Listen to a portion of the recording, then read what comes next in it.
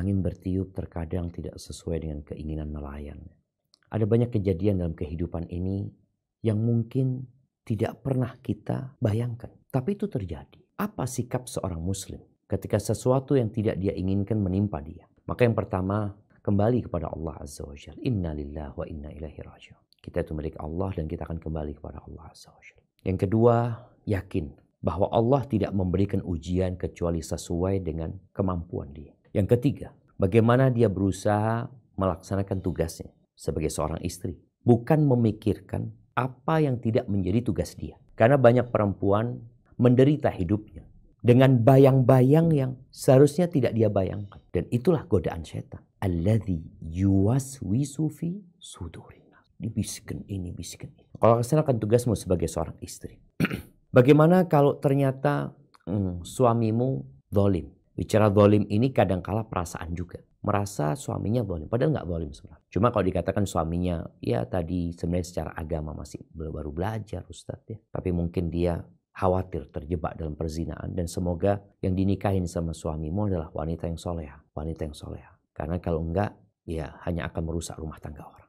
Tapi kalau wanita soleha, dia akan tahu dengan hak dia. Dia akan tahu dengan hak istri pertama. Dia juga akan berusaha memperbaiki suaminya. Kalau dikatakan tadi suamimu condong kepada dia, maka dia berusaha untuk mengingatkan suaminya agar bertakwa kepada Allah Azza wa Jalla. Kalau wanita itu soleha.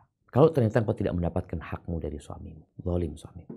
Seorang istri boleh gugat cerai. Boleh gugat cerai apabila suaminya zalim. Apabila suaminya tidak memberikan hak-hak istri dengan baik dan benar. Itu boleh, bukan dianjurkan. Tapi bersabar itu lebih baik buat seorang wanita. Apakah dia akan mendapatkan keadilan? Nah, seorang laki-laki yang punya istri lebih dari satu, kemudian dia lebih condong kepada salah satu dari mereka. Ya'ti yaumil qiyamah syiqquhu ma'il. Dia datang pada hari kiamat dalam kondisi tulang rusuknya itu miring.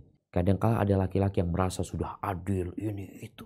Nanti hari kiamat akan ada pameran yang menunjukkan engkau adil atau tidak. Jadi nasihat ana tadi engkau bersabar dan berusaha memperbaiki suami dan tidak terburu-buru menggugat cerai. Kadang-kadang ada perempuan yang merasa aduh nggak kuat ini itu. Sabar engkau. Apalagi kalau suamimu ternyata dia berusaha jadi lebih baik. Sekarang dia lebih baik. Mungkin dia dulu banyak berbuat dosa. Sekarang dia udah belajar. Semoga ini menjadi lebih baik untuk kehidupanmu dan anak-anakmu. Hidup ini ujian. Hidup ini ujian. Dan engkau tidak akan lepas dari ujian. Sebagian wanita mengatakan, ya Ustaz, ana nggak mau diuji dengan seperti ini. Yang memilihkan ujian bukan engkau. Tugas kita menerima ujian itu. Menjalani. Tapi kalau tadi terjadi sesuatu yang tidak sesuai dengan syariat, lain lagi ceritanya. Karena kita hidup mengikuti syariat Allah Azza wa Jalla. Katakan, raditu billahi rabba wa bil islami dina wa bi Muhammadin sallallahu alaihi wasallam nabiyya.